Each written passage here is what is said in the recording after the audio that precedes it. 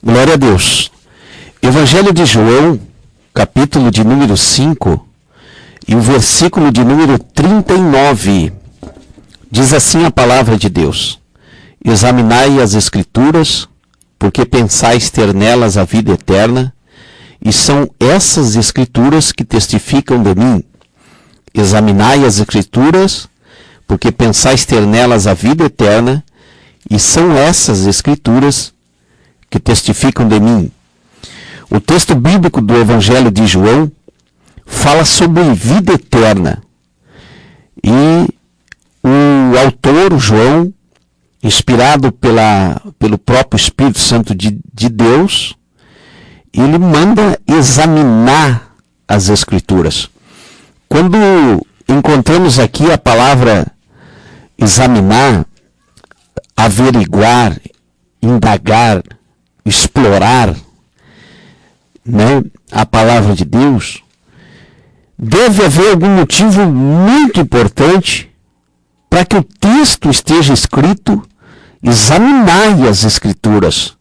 Não deve ser por um mero acaso. E quando examinamos as Escrituras, nós vamos encontrar muita informação. São milhões de informações.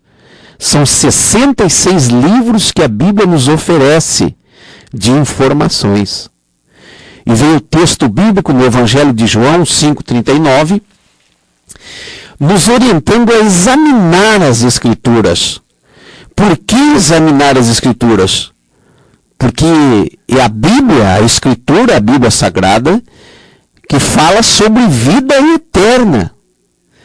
É a Bíblia Sagrada que fala de Jesus. Diga-se de passagem que a Bíblia ela é cristocêntrica. Desde Gênesis a Apocalipse, o tema central é a pessoa de Jesus.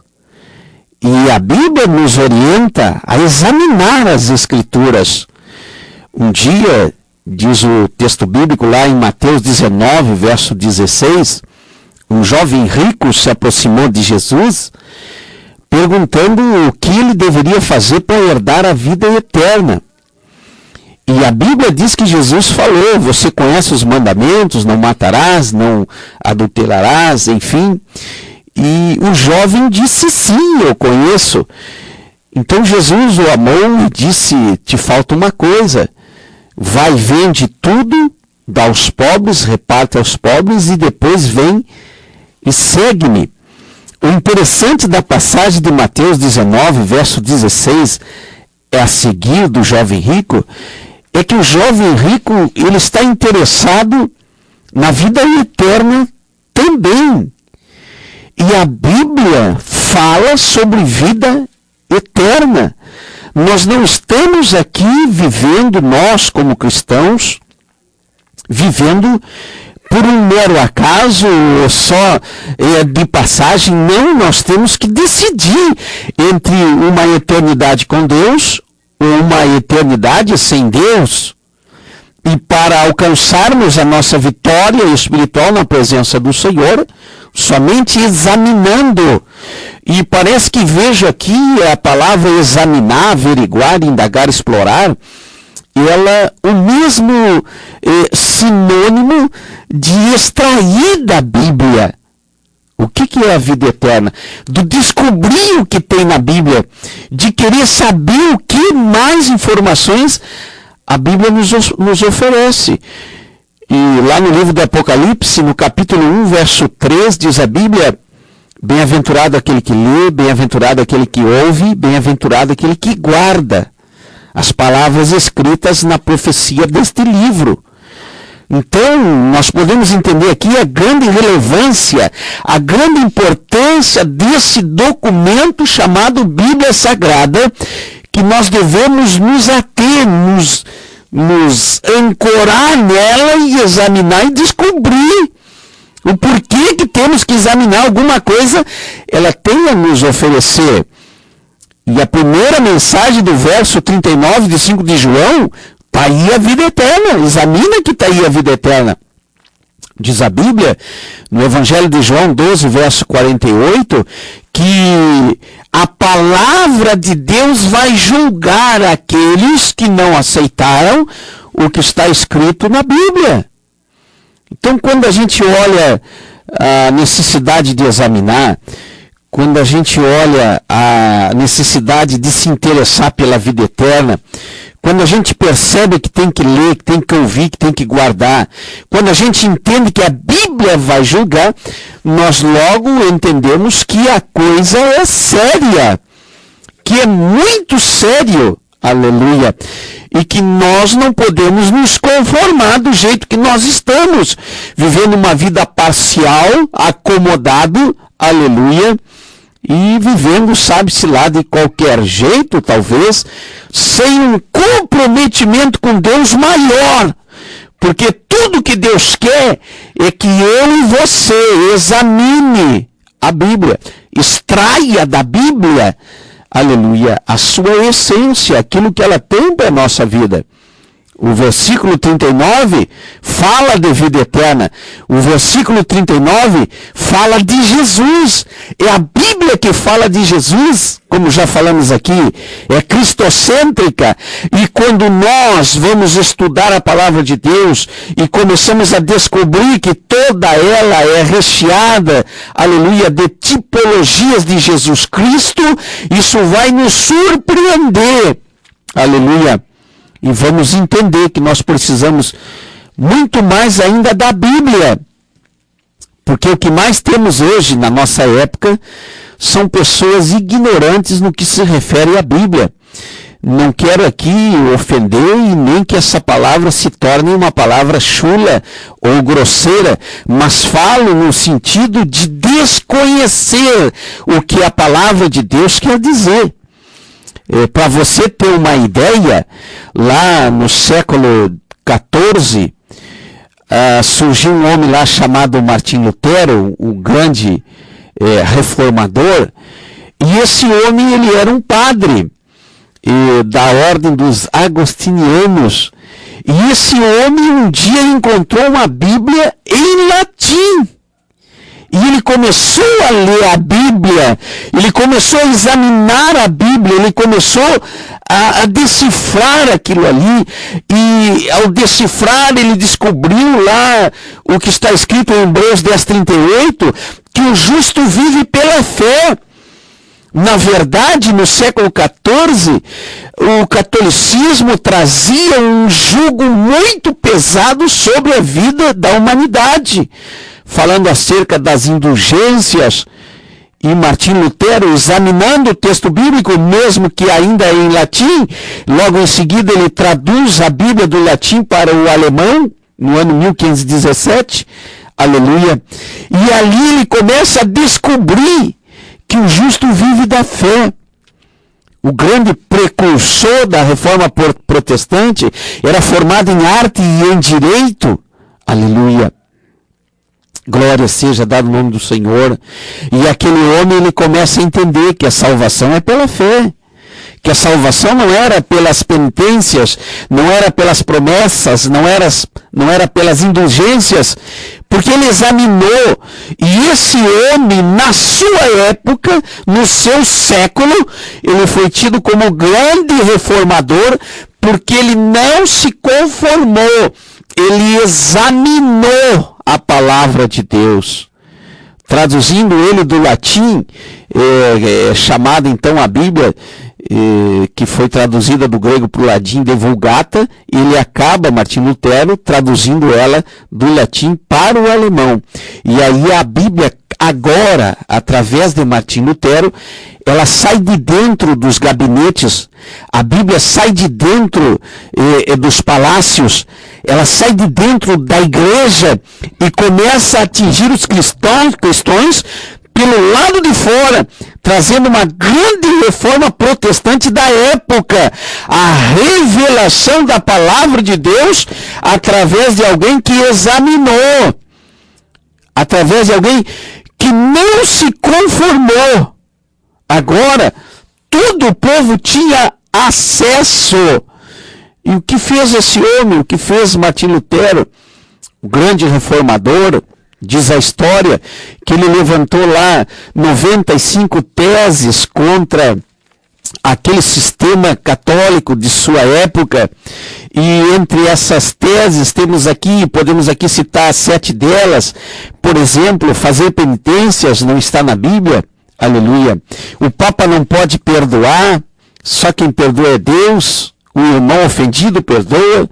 Também falaram sobre purgatório, não existe, sobre o voto de celibato, as orações dos mortos, as indulgências, adoração à imagem de escultura, através da vida de um homem que examinou, através da vida de um homem que não se conformou, ele esmiuçou, ele não só lia a Bíblia por ler, não, cumprindo capítulo por capítulo, versículo por versículo, não, ele examinando no seu contexto, na sua exegese, na sua hermenêutica, como ele era um estudioso de arte e de direito, conhecedor desde a infância do latim, traduzindo, como já falamos aqui, do latim para o alemão. Martim Lutero examinou toda a palavra de Deus, sendo ele então um grande reformador. Diz um pensador americano, no ano de 1971, Reynolds, ele diz que todo cristão deve ser um revolucionário. Aleluia. Todo cristão deve ser um revolucionário. Será que nós acreditamos realmente naquilo que nós lemos? Aleluia. Na salvação das almas? No arrependimento? Será que nós acreditamos que o inferno é uma realidade? Será que nós acreditamos na vida eterna? Ou talvez venhamos ser como esse jovem rico que, ao invés de ele se desprender das coisas do mundo, estava ainda apegado nas coisas do mundo. Porque quando nós examinarmos a palavra de Deus,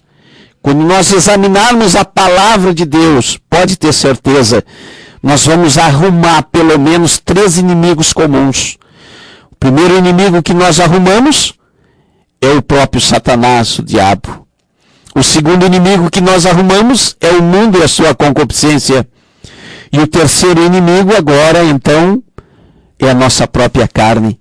Porque Paulo disse, já estou crucificado com Cristo, não vivo eu, mas Cristo vive em mim. Aleluia. Examinando as Escrituras, nós não vamos ser mais o mesmo, nunca mais. Porque a Bíblia que fala de salvação, a Bíblia fala de cura, a Bíblia fala de libertação, a Bíblia fala de batismo no Espírito Santo, dos dons do Espírito Santo para a igreja. Quando examinarmos a palavra de Deus, nós vamos nos tornar um inconformado com as coisas que estamos vendo por aí. Aleluia. Porque a Bíblia, ela é a mais suprema palavra de Deus. E diz lá no texto bíblico, em Mateus 24, aleluia, que vai passar o céu, vai passar a terra, mas a palavra de Deus, ela não vai passar. Diz a palavra, o texto bíblico. Nós vamos passar, todos vamos passar, mas a Bíblia vai continuar. Então, que tal se nós examinarmos a palavra de Deus? Aleluia. Que tal se nós vivermos uma vida, aleluia, examinando a palavra de Deus? Versículo 35 de 24 de Mateus. O céu e a terra passarão, mas as minhas palavras não vão passar. Se a palavra de Deus não vai passar, por que não examiná-la agora? Por que não esmiuçá-la agora? Por que não averiguar as questões agora? Por que não indagar agora? Por que não explorar a Bíblia agora? Enquanto nós estamos e temos tempo, aleluia, se queremos saber das coisas escatológicas acerca do futuro, examina Daniel, examina o livro de Ezequiel, examina o livro do Apocalipse. Aleluia. Se queremos saber sobre doutrinas, examina a Bíblia. A Bíblia tem tudo, ela revela tudo. E ela quer se revelar a nós. Aleluia. nós temos aqui, podemos aqui nesta prática dizer que nós temos várias maravilhas de Deus, como revelação. A primeira grande revelação foi a natureza. Quando nós olhamos uma abelha produzir um mel tão saboroso, nós vemos aí a maravilha revelada através da natureza. Ou então quando vemos ali uma vaca amarela comendo um pasto verde, dando um leite branco, nós estamos vendo a maravilha da natureza de Deus. Ou um beija-flor planando no ar. Está aí a primeira revelação. A segunda revelação de Deus para a nossa vida é então a palavra de Deus, a Bíblia Sagrada. E está dispostas a nós, para nós. A terceira, Jesus. Aleluia. As maravilhas que o Senhor deixou para nós, revelada, de mão beijada, podemos estudá-las, podemos aprender, podemos descobrir. A cada página que se abre tem um versículo consolador, tem um versículo revelador. A cada livro que se abre, se aprende um contexto histórico, uma geografia nova. A cada livro que se lê, se aprende uma lição diferente. Quantos provérbios nós temos, quantos salmos de louvor nós temos. Quanta revelação tem a palavra de Deus escrita para mim e para você. E agora nós podemos entender que na nossa época, nesse século 21, nós não podemos nos tornar conformados, não. Esperar que somente um nos ensine. Esperar que só um nos oriente, não. A Bíblia diz, e aqui eu quero ler, está lá no livro do Apocalipse, no capítulo de número 22, versículo de número 17. Aleluia. E o Espírito e a noiva dizem, vem. Quem ouve, diga, vem. Quem tem sede, vem. E quem quiser, tome de graça da água da vida. E no versículo de número 18, diz a Bíblia, eu advirto a todo aquele que ouvir as palavras da profecia deste livro, se alguém lhes acrescentar alguma coisa, Deus lhe acrescentará as pragas que estão escritas neste livro. No versículo 18 do capítulo 22 de Apocalipse, a Bíblia está me dizendo categoricamente que ninguém pode acrescentar nada na Bíblia. Aleluia! Existe cerca de 8 a 16 livros chamados apócrifos que não foram aprovados pelos judeus, não foram aprovados pelos discípulos, pelos rabinos, aleluia, porque eles acrescentariam algo que não tinha nada a ver com Jesus. E a Bíblia vem dizendo aqui no versículo 18 de 22 de Apocalipse, não se pode acrescentar nada a este livro sagrado, porque se acrescentar, as pragas vêm sobre aquele que acrescenta. E lá no versículo 19 diz a Bíblia, se alguém tirar qualquer palavra do livro desta profecia, Deus tirará a sua parte da árvore da vida. Significa dizer que não se pode colocar nada além do que já está escrito na Bíblia, nem tirar nada do que está escrito na Bíblia. E o que eu entendo aqui? Eu entendo que quando eu examino a Bíblia, aleluia, quando eu averigo, quando eu indago, quando eu exploro a Bíblia, eu descubro qual é a verdadeira religião que eu devo seguir.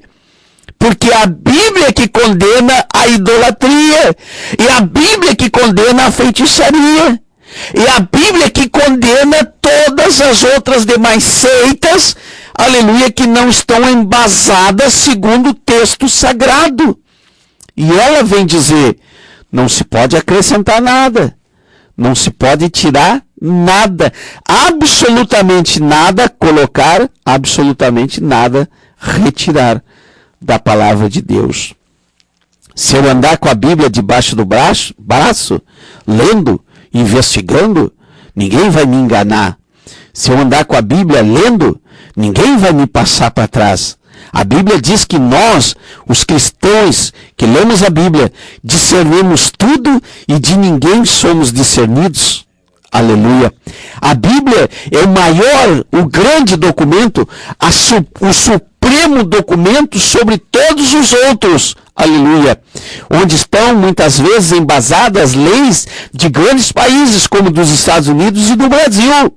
Em primeiro lugar, a Bíblia Sagrada. Em segundo lugar, a Constituição Federais dos seus países. Porque foram pessoas que conheciam a palavra de Deus que fizeram lá então as suas leis. Tudo por examinar. Sabe por quê? Porque dentro da Bíblia está o padrão para a humanidade.